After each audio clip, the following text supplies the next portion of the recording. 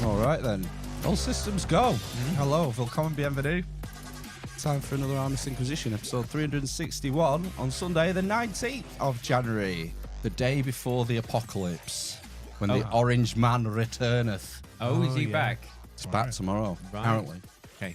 Anyway, less of that. Welcome along, I'm Phil. I am Ben. And I'm Matt. And tonight we're very happy to be joined down the line by Melissa Campbell, the founder and creator of MercurialPathways.com. How are you doing, Melissa? Can you hear us? Hi everyone. Thanks for having me on.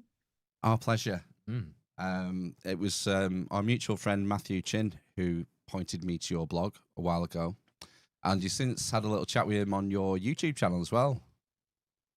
That's right. Yeah, that's right. Yeah. So he's got some amazing research, and I have a new project where I'm going to be trying to share and discuss other people's research who are doing independent research and specifically from the ancient world, that kind of thing.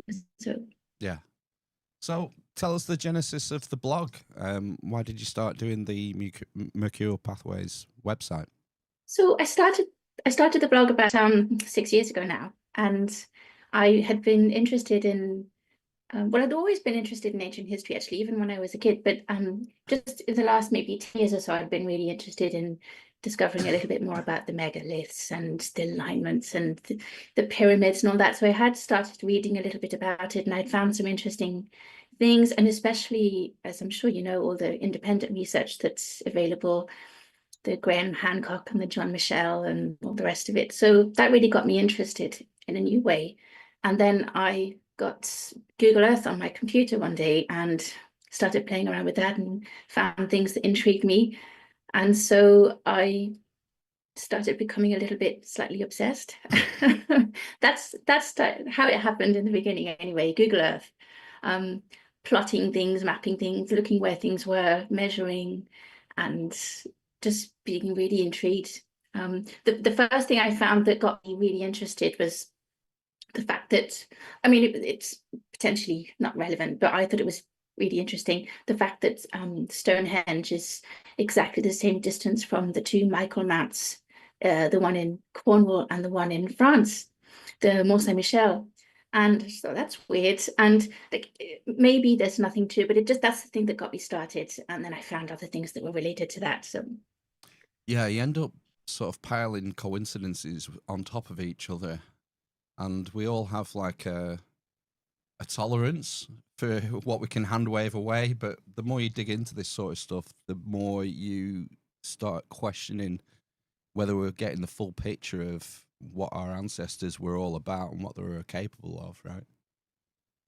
Well, that's it. When I started looking to see what was actually written on the locations of the various megalithic monuments, I was quite disappointed to see the official line was very low key, very, let's not expect too much of our ancestors. And these were probably just for cattle. They probably weren't very smart. So I was very much drawn to the alternative explanations. So the Graham Hancocks and the Robin Heath, Richard Heath, all these people Howard Crowhurst, who have studied the megaliths with an open mind and this approach that actually maybe our ancestors weren't all that stupid. Yeah. It's a very different approach, but it's really interesting. We had Howard on about a year ago, and I remember... That's right, I saw. Oh, did you? Right. I read his book. Yeah, I watched it. It was really good. His book is kind of mind-blowing, to be honest. Yeah. He's very much focused on the Karnak region, but that said, he's done a lot of stuff on other places. But what's amazing about his work is that the geometry he's found in Brittany is very similar to the geometry he finds at, for example, Göbekli Tepe. Have you been watching his YouTube videos? Yeah. He's found geometry that fits really well. Now, with all of these things, with all of these interpretations, whoever it is, it's always just an interpretation. But if you fit it onto the data that we have and it's a good fit, and then works elsewhere as well, there's a reasonably good suggestion that maybe there's something going on there. And I think what he's done is really, really original, and it's a really good explanation. Now that raises an interesting point. So we're seeing similar philosophies, if you like, in the way things are constructed and sacred numbers, geometry, etc., being displayed in different parts of the world, like Göbekli Tepe in the Near East, in Turkey, in Stonehenge, Karnak, all over the world. And it raises the question of, is this a form of dispersal? That this is knowledge that is being dispersed from a single source somewhere? Or is it because there's something special about these numbers, ratios, and relationships that independent cultures can hit this same sort of aha, eureka moment independently? Yeah, and I think that's one of the things that really drew me, that it's not just that there's one particular way of doing things in Brittany and another in the south of England, another in the north of England, another in Turkey. It's all linked, even though there are very different styles of building. We have those T-shaped pillars in Göbekli Tepe, and we have the various kind of very large chunky stones of Avebury and Stonehenge, and then we have the pyramids, which are so precise. But there's something similar going on in each of those places. And I also was first drawn into the whole idea of all this exchange going on in the distant past from the myths, because I'm also really, like, my background would be more like humanities and arts and that sort of thing. And so I was really interested in the myths and how we have these same stories from different parts of the world, like the exact same things going on. And actually, one researcher I was really interested in has an American guy called David Matheson, Warner Matheson, has looked at how Sorry, go on. the constellations, various constellations are, linked to various myths, and these patterns can be repeated around the world. So yeah, we've had Dave on three times, I think. Yeah, no, he's shifted a little bit his focus recently. Yeah, it's astro-theology would be the sort of overarching term for what Dave's doing. Yes. The sort of these sort of monomyth ideas. Oh, well, while we're on that sort of stuff then, do you think Ophiuchus is the missing 13th sign of the zodiac? For sure. Yes, and that's one of the things I first got into in the beginning was the St. Michael alignments. Oh. Michael and Mary, Cornwall to Avebury and beyond and all that, and then down through France.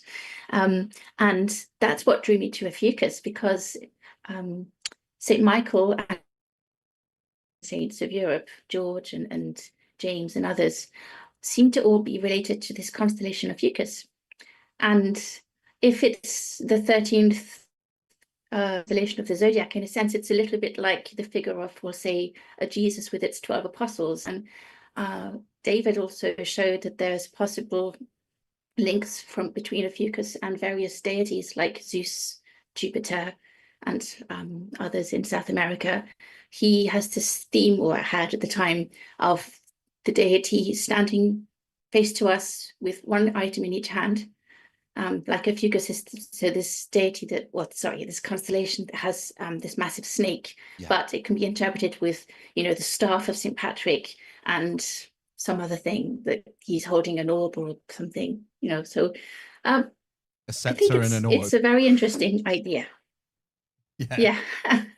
That would be an interesting one. Yeah, scepter and an orb. And even St. Patrick and St. Michael, there are lots of links there, Apparently, and I found this out, St. Patrick and St. Michael fought together off the coast of Kerry to fight a monster, according to one medieval manuscript. Yeah. Wow. So. Yeah, Dave, I'm pretty sure Dave's linked Ophiuchus to like King Solomon and all sorts of biblical figures, as well as sort of Greek mythology as well. But it's an interesting. So he's found all these patterns across various cultures. I guess the main monomyth would be the flood myth, and you can't help that. I started getting into like Younger Dryas stuff a few years ago when Graham Hancock came out with it. I guess was it Fingerprints of the Gods? No, it might be after. I can't remember. But it's so intriguing to think that these myths that seem to be the global flood myth could be based in a real event, you know. Do you think that's Yeah, possible? or a series of events. Do you think That's for that's sure. I mean, what's? there are so many myths all around the world Do you think with do you think floods, that is like a cultural and that's in memory? every corner of the world. Sorry, I was going to say, do you think that's like a cultural memory of the Younger Dryas cataclysm, or maybe something earlier? Oh, I think so. Yeah, I think I think that there definitely have been floods, very, very serious floods. Having said that, they might not necessarily go back to this 10,000 BC or 9,500 BC date that Graham Hancock has. There might have been, because if you listen to the accounts from astronomers from medieval times and Roman times, their accounts seem to suggest that the flood happened around about 3000 BC. So there could have been successive events. Right, would that be Again, having said that, Santorini? the yeah, sorry, good feel. Sorry, would that be Santorini? Would that fit that timescale? Um, really, I forget actually what I'm not sure, because I think that, well, with Plato anyway, that goes back to the Younger Dryas anyway, doesn't it? But the work that was done on the Santorini eruption, I can't remember if that was going back all the way to that time or if they picked a slightly later date.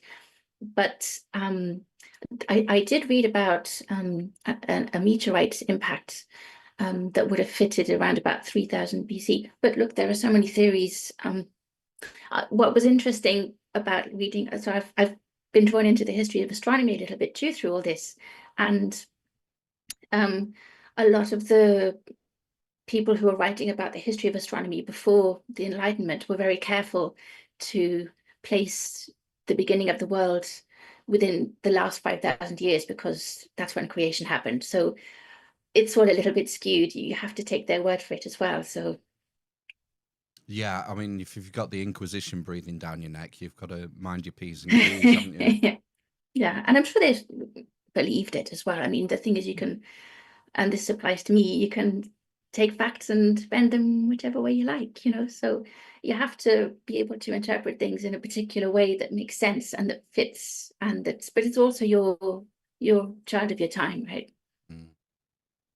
Just going back to that you mentioned the Michael line. Just explain. Can you explain a bit more about that, because it's ages and ages since I've heard about it. Yeah, so that's something that is very easy to look at on Google Earth, and it's clear that the alignment's very precise. Now, there are a couple of ways of drawing it, but certain points of the alignment. So this is going from St. Michael's Mount in Cornwall, by Marazion, and it goes through Avebury, and on the way it goes through, I remember the places now. So Glastonbury, Tor. What's that other Michael's Mound?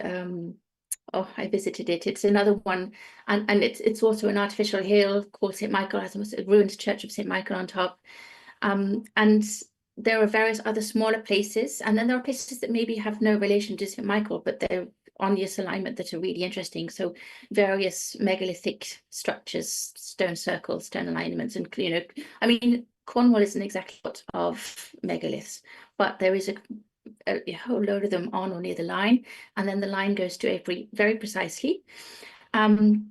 So I was then interested in looking at another angle, and that was basically the sunrise and sunset azimuths.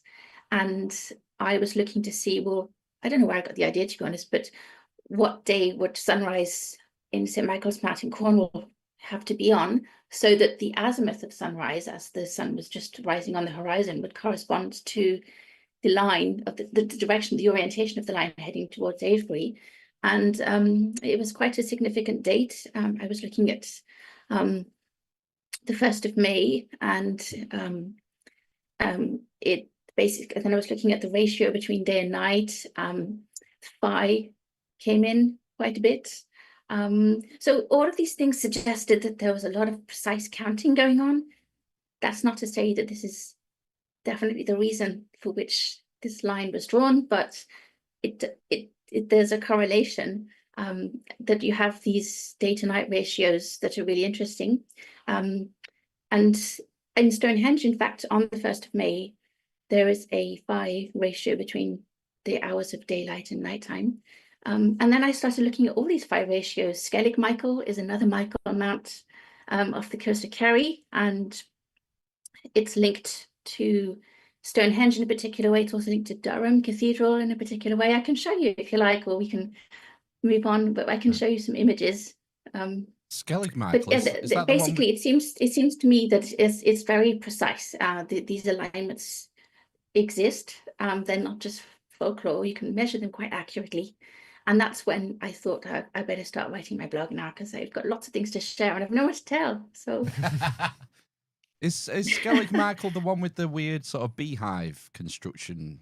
Yes, where they exactly. filmed the Star Wars. It's the one where I was going to say, and it's now called Star Wars Island if you're American. Oh, God.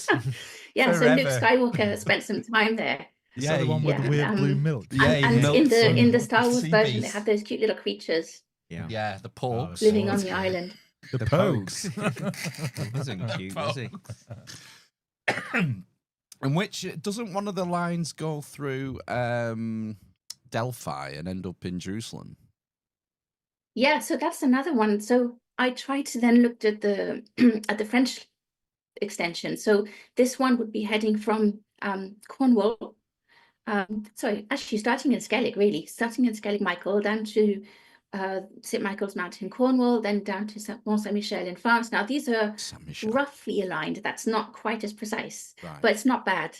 And that seems to correspond to a sunrise at Skellig Michael that was on the particular 5 point of the year. Anyway, going down towards France in Normandy, and then you can follow the line. Now, because the curvature of the Earth, this line is much, much longer, it's very hard to know whether to go straight or to kind of like follow the curve of the Earth. But I basically just kept following the logic of like 5-day sunsets, sunrises rather, and then going to see where that led. And it could go down towards Italy. There's another famous St. Michael place in the Alps, in the Italian Alps, the Sacra San Michele, and then it goes down to the coast on the Adriatic. There's another major St. Michael place.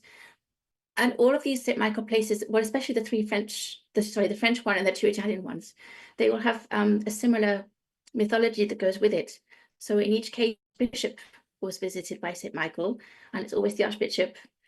With the Virgin Mary, it's children, but it's with St. Michael, it's the Archbishop has a dream. And there's something about a bull always. The bull marks the spot, or the bull kind of like is let loose, and then it's caught, and the place that it's caught is where, you know, the instruction has been to build this thing. Chillingly, in the French Mont Michel, there's a story that the Archbishop there had a dream, and then this tsunami happened. He doesn't say that all these people died. Presumably people died, but there was a tsunami. This is going back to the 7th century, I think. And then he's like, oh my God, God has spoken, because all of a sudden, the Mont Saint-Michel, which had been surrounded by forest, became an island. So it was like, oh my God, St. Michael is speaking to me. So that's when they built the first church there. Well, actually, there could have been a church there. There's a legend that there were Irish monks there already, but who knows? Wow. You know, it just makes you wonder where this all sort of goes back to. Like, from what we're getting is that in prehistory, people were able to, they had advanced mathematics and science, and they were able to map incredibly sophisticatedly and erect these incredible structures. And it just makes you wonder, where did it originate? Where did this knowledge, do you think, originated from?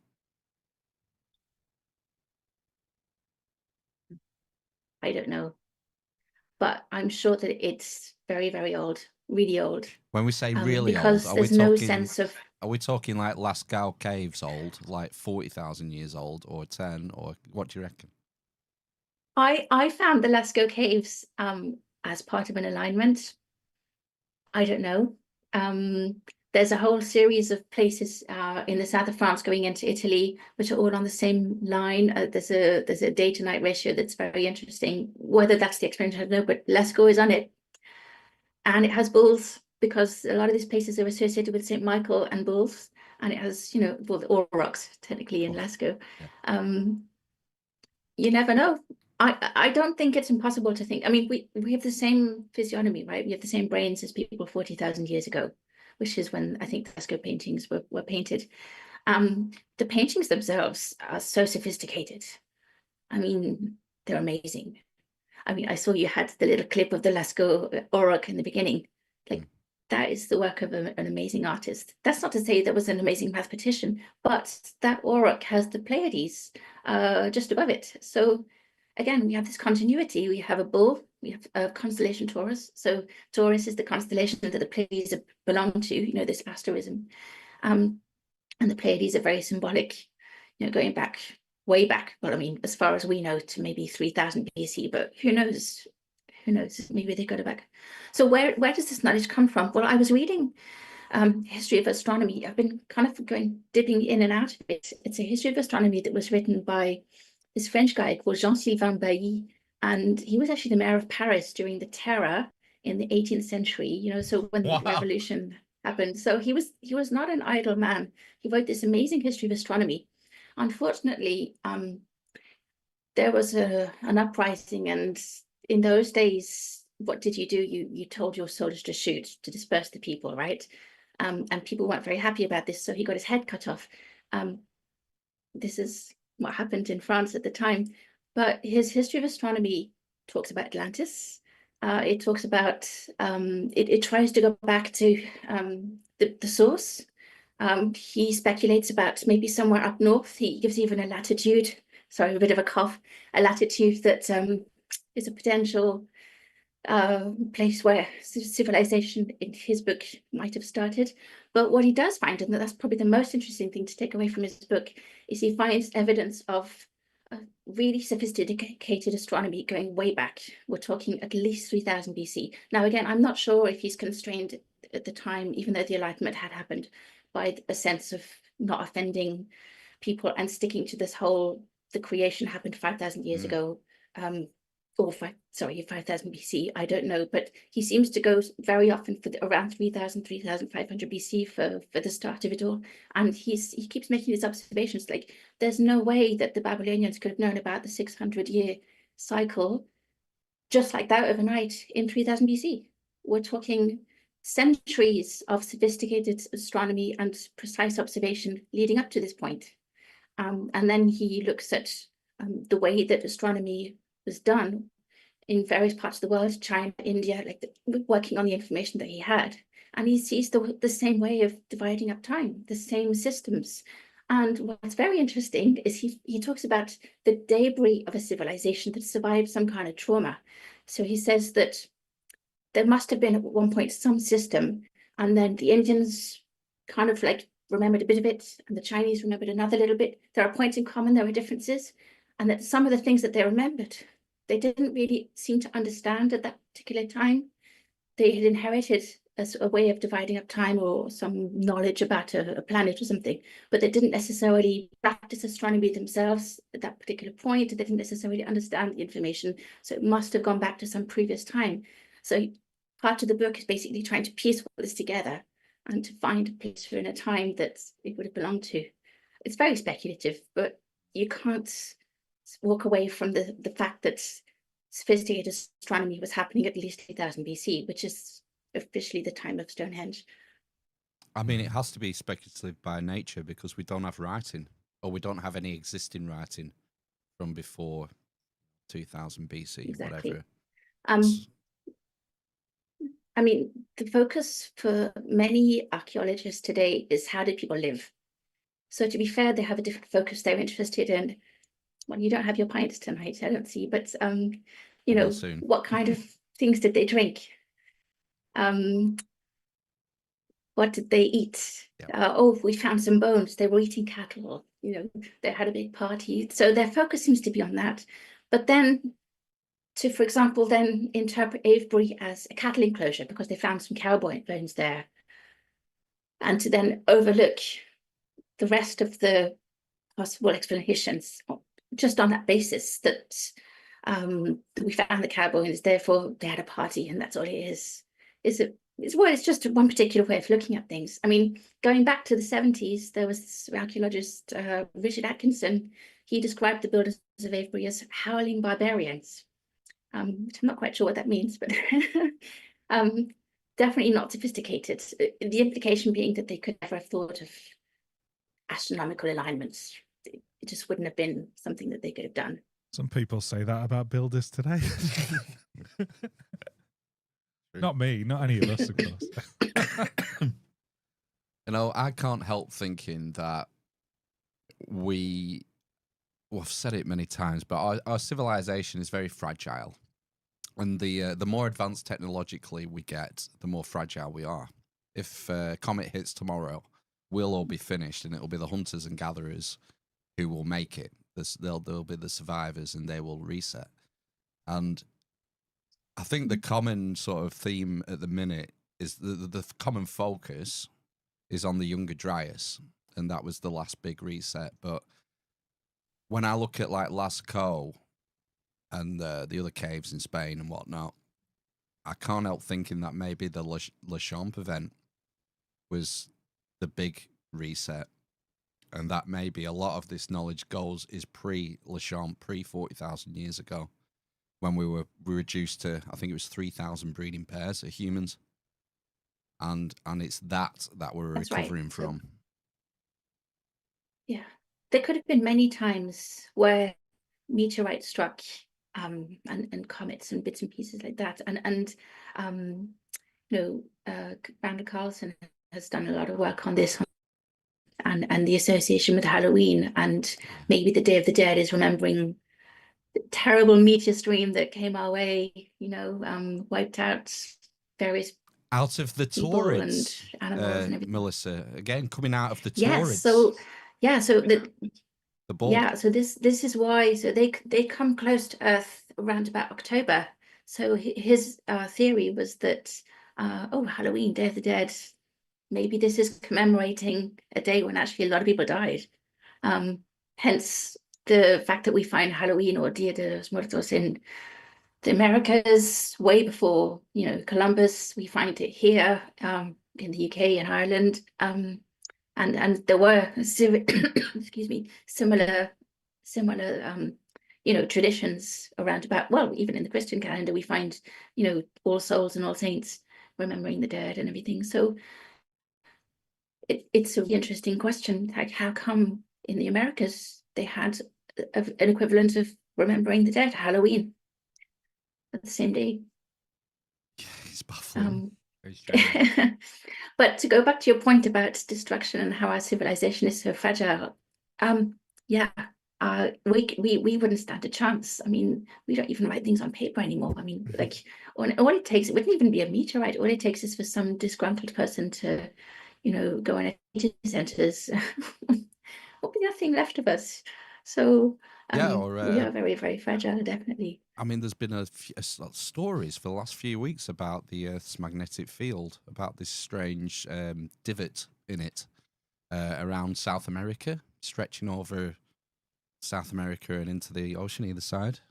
Oh, have you seen it? I have, yeah. Yeah, I don't know what to make of it, but I mean, a weakening of the magnetic shield would, and coinciding with a big coronal mass ejection would fry all our transformers and put us back to the Stone Age pretty quick. Well, that's, I think, a view that Robert Schoch has taken. He's written a whole book about solar flares. Yeah. I've not read that one so yet. That's going on now. Yeah, have you read that one yet, Melissa? The Schoch one. I read the one. I've read the one that he did on solar flares with it was a good few years ago now. Yeah, sort of competing theories. I mean, it was really interesting. They're both focused on that's focusing on the Younger Dryas event again, I think, isn't it? And trying to offer an alternative explanation for that. Yeah. I mean, do you think that maybe there should be just as much focus on disasters from other periods? So you mentioned 40,000 BC, I think, and maybe 3,000 BC, something like that. the more information you have, the better prepared you'll be. Yeah. It just seems to be that the Younger Dryas is fashionable, has been for a few years, and not without merit. Yeah. I like Graham Hancock's books. I love them. Yeah. Good fun. Well, I think he's made a huge difference. Yeah. I mean, he really has. I mean, and already with his books, he's really changed the way that people approach history. Maybe not for professional historians and archaeologists, but from a lot of people. And then with his Netflix series, he's really opened up a lot of possibilities. I can imagine there are a lot of people who don't like it, but you can't dismiss his influence. John Michel as well. I mean, I know John Michel, we're going back a little bit further, but I think there's a very different approach with John Michel, but there's a very similar theme going on. Not so much about the disasters and trying to get the scientists to interpret the evidence in ways that he likes, which is maybe more Graham Hancock stuff. But John Michel is all about giving the people from the ancient past the benefit of the doubt that they actually were very smart. They were creating all these things. With John Michel, it's all about the numbers as well. So, numbers like 108, 864, 3168, and looking at the continuity of all these numbers. The thing I liked it's about... interesting. Oh, sorry. Look. Yeah, go on. I was just going to say the thing I liked about the new view over Atlantis was, and I know something you're into, is the unit measurements, the different units, inches, feet, royal cubits, and all the rest of it. Yeah, so he's really interested in that. And John Neal, who he worked with for many, many years, really developed that side of things, so the metrology, and that's really important as well. So who invented the inch? Nobody knows. Nobody knows how far back the inch goes, the foot, the mile. And you look at measurements of, for example, the rectangle at Luminec in Brittany, or the pyramids of Giza in inches. You can make surprising discoveries about, different astronomical cycles being expressed in inches. Again, this is not a universally accepted interpretation, but if you look at going to Giza, for example, looking at the proportions of the actual structures, so the main Great Pyramid, and then there are two other main pyramids, looking at the sizes of those and the proportions of those particular structures, and then also as the site as a whole and how they're arranged. All these numbers come up when they're interpreted in inches, which is really strange. And I wouldn't have thought it was anything that interesting if Richard and Robin Heath hadn't already found something called the day inch in Brittany, whereby they've interpreted various distances as marking time. So it's basically spatial measures marking time. So the day inch is basically, for example, if you have like 365 inches, that's your year, and if we interpreted the geometry of the site according to that, the meter comes in as well, strangely. Yeah. I cannot tell you how many times I've been told when I've suggested that the meter was old. No, the meter was invented in 1789 by the French. But maybe it wasn't, that's what revolutions are about. They're going full cycle. Rediscovered, more likely. I think so. I think so. I mean, the French around that time were very interested in the ancient world and Egypt.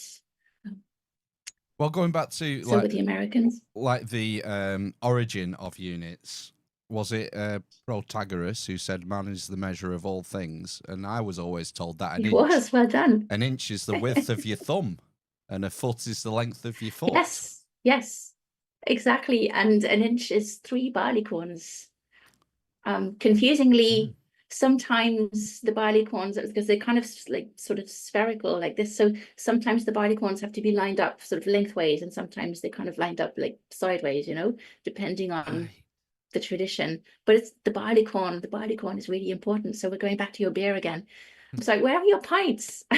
I just poured it. There you go. But there we are. What is the origin of the pint? The English pint is was all about the weight of water. They meshed things up, and in the last, in the 19th century, mid 19th century, they wanted to be all modern. They had 3 types of pint in the UK, and like they were like, oh, it's too complicated. We're going to just invent a new pint. But in the States, the pint that they have is pretty much the same unit as this very old cubic measure that was existing in ancient Egypt.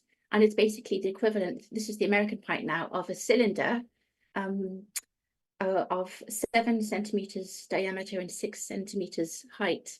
In terms of the filling it up with wheat, initially it was wheat. So there's a lot of history going back, and possibly this goes back to 3000 BC again, because, well, more or less, because some measures that correspond to this old pint, or rather the wine gallon that they have now in the States, were found on a mural in a tomb by Petrie, who measured them. They were presumably painted life-size, as usually were, and he measured them, and he was like, oh my God, this is, so they were like, and again, we're going back to the inch, they were, he analyzed the progression of these weights, and there were 28.8 cubic inches and 21.6 cubic inches in progression. So you have these multiples of 6 and 8 inches. So what is the origin of the inch? It goes back a long way. Christopher Knight did a book called Civilization 1, I think maybe about 10, 15 years That's ago. right. That has a compelling argument for these weights and measures going back into the Stone Age. If anyone wants to dive That's deep right. into So that. he was more interested, I think, in the megalithic inch, wasn't he? And then the pendulum, the length of the pendulum beating a certain number of minutes, so 366 times, and then producing this particular length. And Petrie mentions that as something similar, by the way, way before Butler and Knight, you know, he mentions the pendulum associated with the way that time was counted and the length of that particular pendulum. I forget the exact length that he gives now, but he mentions that. So this is definitely something that's is not just a new idea. I mean, the thing is, a lot of modern interpretations, and I'm talking like official academic interpretations, have a habit of looking down on the builders of the megaliths and the pyramids. But I think that's a relatively new thing, because if you go back to, for example, this guy, Jean-Sylvain Bailly, he's like 18th century. He had a really high opinion of the ancients. Go back a bit further to the ancient Arabs. The Muqaddimah, for example, shows that the ancient world was, like, for example, the actual planet was divided up into this particular way, like 7 divisions of the hemisphere. It's very precise. Like, you go back a little bit further, you have Ptolemy, and they all think highly of the ancients. Again, looking at the Pleiades, you can see this, the way that they interpret how the Pleiades were observed. And interestingly, the way that the Pleiades are described, rising in a particular constellation, means that it would have happened going back to roughly 2500, 3000 BC, depending on how you measure it. They all had a really good opinion of the ancients. Yeah. But what happened in the 20th century? Something happened, something, I don't know. What happened? Xenophon's another one, the ancient Greek geographer. He mentions about traveling through one of the old Assyrian cities, Nineveh, like a few hundred years after it had been abandoned, and he can't get over the size of the walls and the depth and the height of just the ruins that are left. And he wonders how a civilization would have possibly been able to construct such a massive fortification. And today we just think of like knuckle dragging, don't we? Cavemen. It's a trope, isn't it? I guess it doesn't match the evidence. It doesn't match what we see. Like Nineveh, perfect example. Like so amazing. And then just up the road from there, Khorsabad, modern Khorsabad, Geosarakin, that was built by someone who wanted to get away from Nineveh because he had his own idea of what the perfect city should be, and it only lasted 1 generation. And this guy called Sargon II, and Sargon abandoned Nineveh, I think partly because he's afraid of the river flooding the fortifications or something. To be fair, it was quite a sensible idea. But he built a city. So it's a little bit of a time capsule, a little bit like a sort of a Pompeii, because it only existed for a few decades. And then his successor, his son, went back to Nineveh. It was like, no, this isn't for me. So you can see like just the walls, the gates, the images that they had, tiles on the walls above the entrances into the city, and also the dimensions. I find this is really interesting as well, the way in many ancient texts, they're all about the numbers. And Sargon II describes his city in his accounts. He says a few times in different tablets that have been found, my wall, this many cubits. That's the first thing he says about it. I think it's 16,823 or something. And it's kind of an odd number. It's not like 6,000. It's like a very specific number. And you're like, why is he so proud of this number? And like, why is that the first thing he's saying about his city? This the measure of the perimeter of his city. And other, like, you find that in the Bible as well. This, like, they had so many numbers thrown in, 232 and 153 fishes and all this kind of stuff. And it's not there. These are numbers that can be interpreted in terms of astronomy. Yeah, it's almost like the implanting a cheat code in the text for people to come along later and figure out. Yeah. So these people obviously were very well versed in number. Did you see recently there was a short video made by the British Museum? It featured Matt Parker, the mathematician, the Australian mathematician, and they were going over the design for the city that the king Gudea had. There were a couple of statues of this guy Gudea, who's a Babylonian, and on his lap in these statues, he's holding the plan of his city that he in a dream. And again, like it's kind of an odd shape. It's kind of like got a zigzag here and a kind of a crenellation there, and it's not a perfect rectangle or anything. But they found that they were particular progressions, like half and 1 and 2 and 8, that made up the mathematical structure of the different shapes within the structure of the city. It was very complicated, actually. A video about this. It was really good.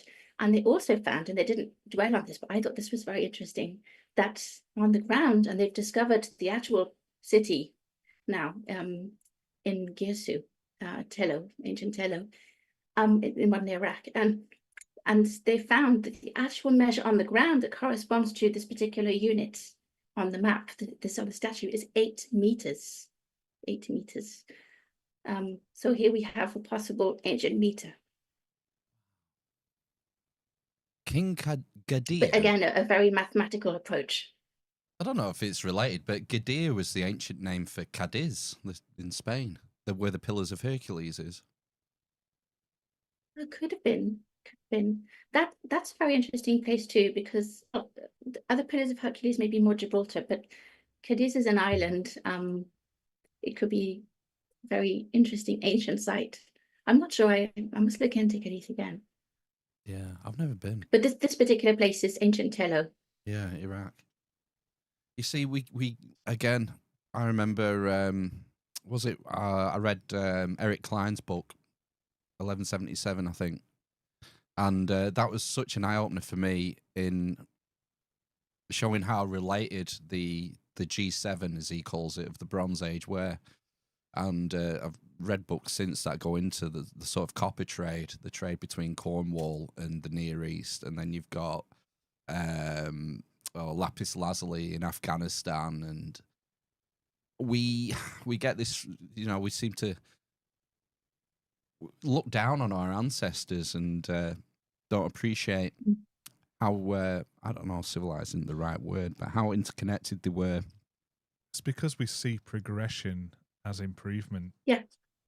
And that's capitalism. Yeah. Well, so Eric Klein is all about the collapse of the Bronze Age, isn't he? So that's another potential disaster period that could be interesting, you know, and you have to take into account that there have been all of these very disastrous times, you know, where knowledge has been lost, like the burning of the Library of Alexandria is just one particular local incident. But there's like all these episodes where there's this destruction, this loss of knowledge, and we just assume that before that there was nothing because the evidence is gone now. It makes me feel better when I think about the but actually- Library of Alexandria, to think that it was just all old tax returns and stuff. Didn't actually lose anything of interest. Haynes manuals for your Yeah, chariots. Yeah, as far as I remember, it was only really Egypt that survived the Bronze Age collapse relatively unscathed because they were the most powerful. But pretty much every other civilization didn't. On the Mycenaeans didn't come back, and you get this change between Babylonian and Neo-Babylonian and Assyrian and Neo-Assyrian because they pretty much get wiped out for sometimes only a few decades, sometimes centuries, and you get others like the Hittites who never came back. So it was a real and you have to consider climate change as well, you know. These mysterious sea peoples, like who were they? Maybe did they just spring out of nothing? Or were they just like, you know, younger sons who were looking for adventure like the Vikings? I'd say that there was some kind of climate change going. I think Eric Klein mentioned that actually, doesn't he? There's a potential it's one of climate the disaster going one on of at the time. factors.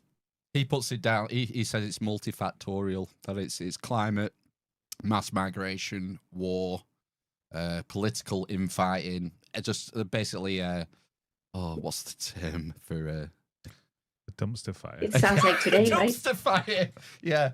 Well, he does a really good talk on YouTube, and he starts to talk with a set of principles. What is this? Not principles, but a set of circumstances. So he says like Iran is belligerent. This is happening. This is happening, and this is happening, and you think, yeah, that's modern day. He goes, no, this is happening in 1200 BC. This is the state of the world, and it just sort of it brings it into sharp relief, you know.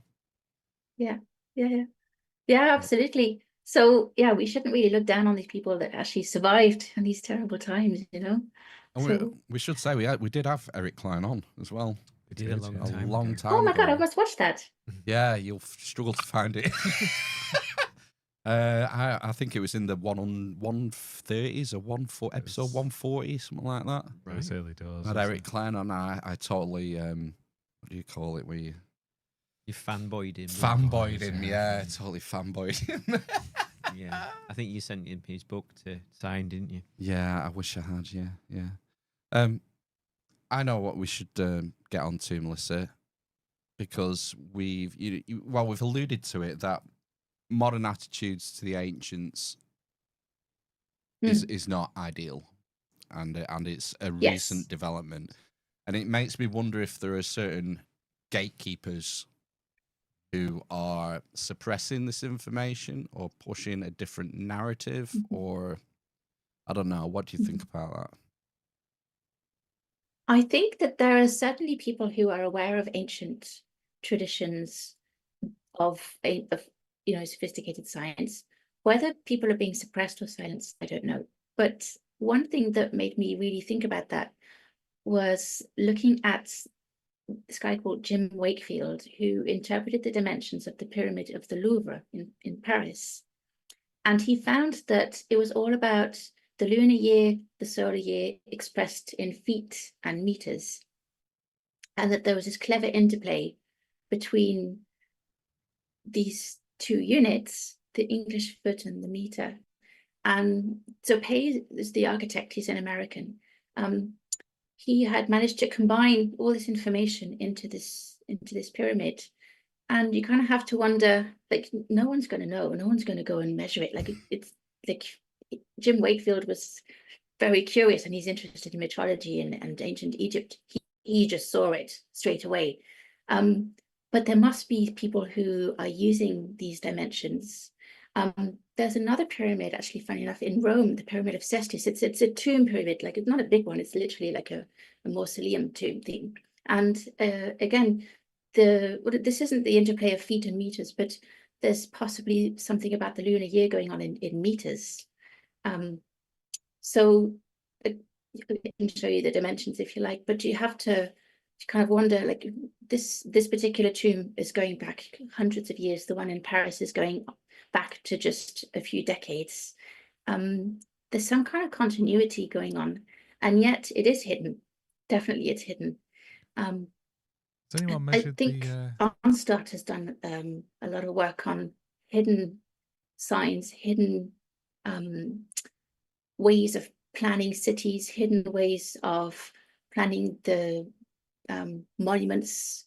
I don't know if you've come across his work. Who's that? And Sorry. he's Scott Onstart. I think he's American or Canadian. He did one on Washington, didn't he? Was it? Yeah. Actually, Jim Allison has found that the way that the grid that defines the city of Washington, D.C. was laid out was in meters. This is before before the French Revolution, before the meter was invented. Yeah. Which is pretty Washington, weird. the Freemason. You know, it makes you wonder if there is some sort of you mentioned continuity of knowledge. It makes you wonder about secret societies, Freemasonry, ancient mystery schools, that there is some sort of continuity used to keep this knowledge away from the profane, as they would see us. Oh, I would say so. I would say that somehow there are certain types of knowledge that are shared within circles, possibly Freemasonry, possibly at the 33rd level. I don't know. Like, I like Dan Brown as much as the next person. I actually recently read The Secret Code. I picked it up in a charity shop and I was like, do you know what? I've never read this. The Secret Code is the one about Washington, D.C. It was very good. And had all this stuff about the hidden code, and then the Masonic symbols and hidden in Washington, D.C., and all these hidden chambers and everything. I mean, maybe it is far-fetched, but I would say the evidence, looking at the evidence in terms of the metrology in the Pyramid of the Louvre, the one in Rome with the Cestius Pyramid, and then going back to Giza, there seems to be like an unbroken tradition of reusing these units in this particular way with connections to astronomical cycles. So is anyone being silenced? I don't think so. I think most people either just have a different approach. I think they're not interested in ancient science. Graham Hancock has changed that, I think, single-handedly. People are now getting interested, but I think the emphasis, even for archaeologists, they're not interested in necessarily this idea of ancient science. They're interested in beer and bread and cattle and how did people live, and oh my God, someone drank from this pot. It's just a totally different approach. And I think that looking at the way people lived, you are necessarily, like, you're making a choice in favor of one approach. You are necessarily saying no to another approach. But I don't think it's being forced on anyone. I think it's just the way things have gone. Yeah, well, sort of looking at the way people lived, it's very general. Most of this knowledge has been reserved for the priest class throughout history. Not your general farmers, your subsistence farmers, people just trying to feed their family and keep warm. This knowledge has been the reserve of your specialists, in other words, whether you call them druids, priests, or whatnot, for the last several thousand years. So archaeology is going to miss that because it's a tiny niche in the existing culture of the time. Yeah. And you know what? There is textual evidence to say that people in the past were interested in astronomy and number. In fact, Julius Caesar says it. He says it about the Gauls. He says these people were obsessed with astronomy and numbers, and they spent 20 years instructing young men on all this knowledge that they have to have, because we don't know the knowledge, because that's the thing, it's secret, and they didn't write things down. So whether that's been preserved somehow through tradition, I'd say some of it has, but he literally says that they're obsessed with astronomy, and like, historians say that there's no evidence for all this, but actually there is. And again, to go back to the history of astronomy, like they couldn't have known about these cycles in, say, Ptolemy's time without having had behind them several centuries of accurate observation. You know, for example, the 600-year cycle or whatever, or the Metonic cycle. Even just figuring out the length of a year in days, like actually figuring it out by actually computing a larger cycle and then divvying up into smaller chunks, you know, to find out that the year can be 365 days or 364 or 365.25 or whatever. There were different ways of looking at it and different cycles. That takes forever to figure that out. So the evidence is there. Then when you look at work being done by Howard Crowhurst, there's another French guy, Quentin Leplat. He's been looking at the measurements in the megaliths. He's just put out a film called ADN on YouTube that's in French. Actually really interesting. Is looking at the different dimensions between megaliths and showing that these are systematically placed in and the proportions are repeated. You can't argue with facts like that. The facts are there. So what's going on is that people are refusing to engage. Some people are, anyway. A lot of people aren't. But definitely there's a sense that we've been told growing up that the people in the past were somehow just not very sophisticated. And maybe that's also from TV reenactments, you know, like BBC kind of documentaries showing people in Stonehenge wearing bearskins and beating their chest or something. Maybe there's a bit of that, and it's just been internalized. I can't actually explain it, but I think it's a recent phenomenon. And I think that John Anthony West put it really well when he's like describing us as having the stripy toothpaste, and we think we're so amazing and so sophisticated, but actually we fail to look at all the various things that have been achieved in the past, and just like just the fact that the pyramids exist and they're still standing. I mean, what is going to be still standing that we've built in the 21st century in 3,000 to 5,000 years time? Yeah, we don't anything. think Maybe about... the pyramid of the Louvre. Yeah, we don't think about how we want to be remembered in 1,000 years. I was too busy with TikTok. Yeah, well, not anymore. Not in the States anyway. Executive order tomorrow. Yeah, we're just preoccupied with with the now. I think our short attention spans, and yeah, that's it. I think there's a sense of as well. It's kind of like it's just a kind of a comical approach that we have towards people. Like we kind of look at the way in medieval times they used to eat off pewter plates. I mean, oh, so silly. And there was lead in them. And then the Romans, oh my God, they had lead in their pipes. How could they be so dumb? And yet, I mean, I personally have mercury in my mouth. Like, you know, it's not gone away. And I like a lot of ladies are putting poison on their face on a daily basis. You know, that's not gone away. So like maybe just kind of we should use the same standards on ourselves. Good point. Going back to the astronomy briefly, when you mentioned how difficult it is, like just to figure out the length of a year, it seems pretty obvious to me that people thousands of years ago were aware of precession and the long count, the big 26,000 year cycle. And one of the things that stuck with me, because you mentioned Carlson before, is I don't know if you put any stock in this, that the precessional count is kind of works like an apocalypse timer, that it's sort of that we're in a cosmic cycle of getting whacked, and precession is a way of sort of figuring out when the next hit's going to be. Yeah, I think that's definitely true. I think they did think in terms of cycles, and that destruction would come periodically. And that's something you find in the ancient Indian text, in the Vedic text, for example, that there are these cycles, and they're not actually, the funny thing is, they're not necessarily connected to this cycle of precession. So that's normally associated with the 26,000 years, or if you're John Michel, 25,920 years.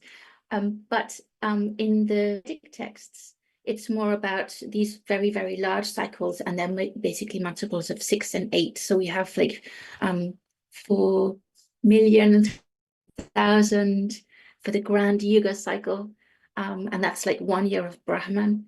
And within that, there are various like smaller subdivisions, always using the same numbers, the Jean-Michel numbers. It's like Processional 864, numbers, 216, yeah. etc., etc.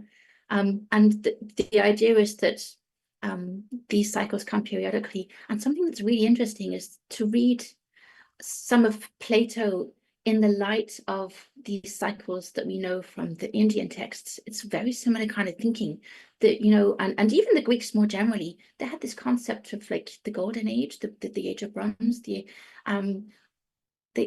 this sense of cycles, and each cycle brings a new kind of era. But there's an age of destruction and then a new birth, an age of destruction, then a new birth. Now, it's probably pretty accurate, unfortunately, that there are these periodic times of destruction. But looking at the texts, there's actual evidence to show that they thought in terms of cycles and that they're very precisely mapped out. Now, what they correspond to, I actually don't know what 4,320,000 years corresponds to. I've kind of thought about it, but I haven't actually found anything. It's not the same as precession. Having said that, if you think about precession as in the Jean-Michel figure, the 25,920 years, you can see it's all connected to the same numbers. It's 6s and 8s, and this other number that he has, 3168, 19008. Sorry, I'm used to writing them on my calculator. That's why that's why I say them like that. But these numbers must go way back, and this sense of cyclic renewal is very, very old. And I think it's not like Plato was an original thinker, but I think he was also thinking in his time with the culture of his time. And I would say that you could probably trace that back to the Egyptians, but again, that's very speculative. Well, I mean, Plato says that Solon gets his numbers from the Egyptian priests. So there's a direct link in the text there, if you want to believe it or not. You know, people people write off the whole Timaeus as what would you say, like a commentary on modern politics in Plato's day. Yeah. You don't put any Now, weight I think into if you it. wanted to make a point about the perfect city, and for example, Plato talks about the perfect city, the ideal city in his Republic, and he uses numbers in that. He uses, for example, the number 5040 to illustrate the perfect city. This is in terms of the area, but it's also in terms of the number of people. For Plato, if you go over a certain number of residents in the city, they need to leave. You know, that's it. There's no space. You go off and you start your own city. If there's too many people, you have to have this particular number. And I think if you wanted to go back to the idea of Atlantis, if you wanted to prove your point about a really good idea for a city, a really, like, this is what it should be like. I'm a philosopher. I'm telling you, this is how we should live.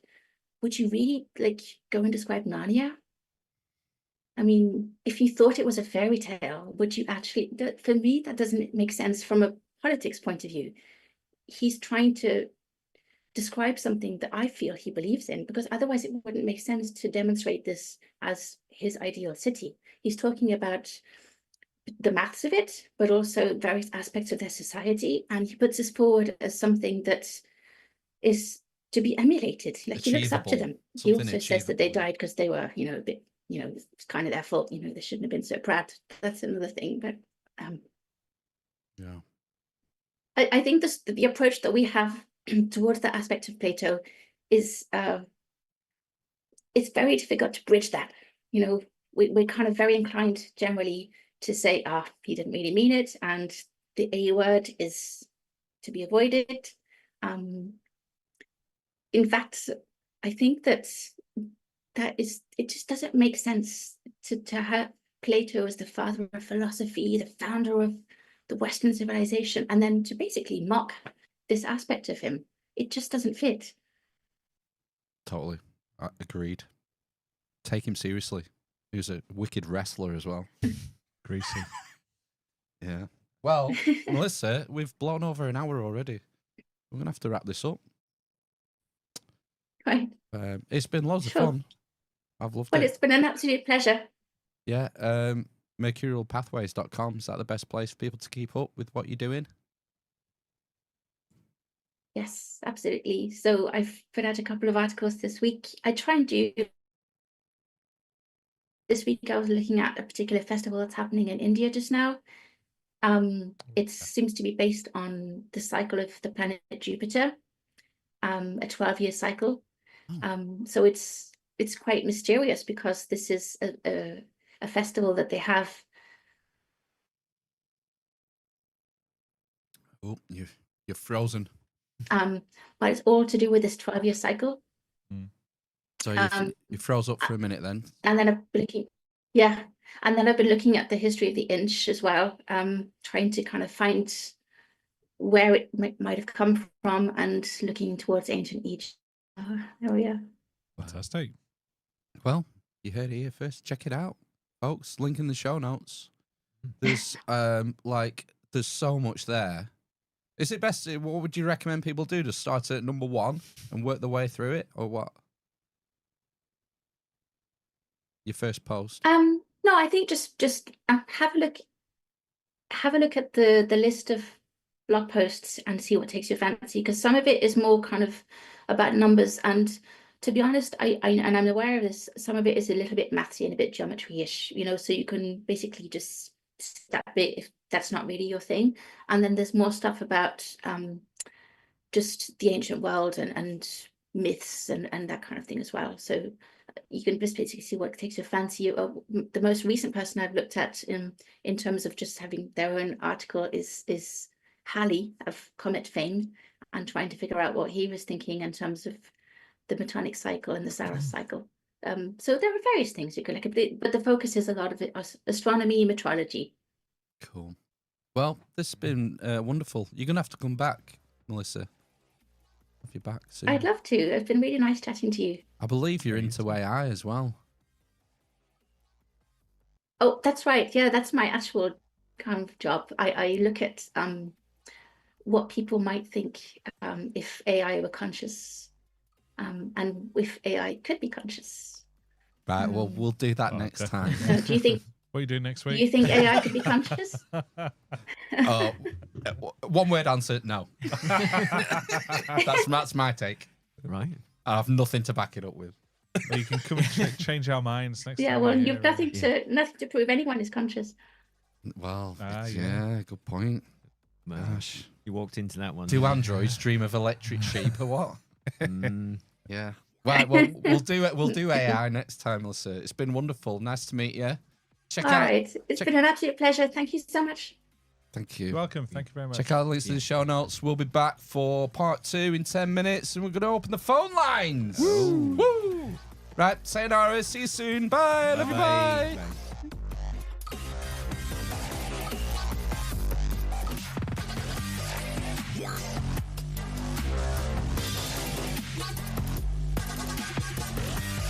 Bye.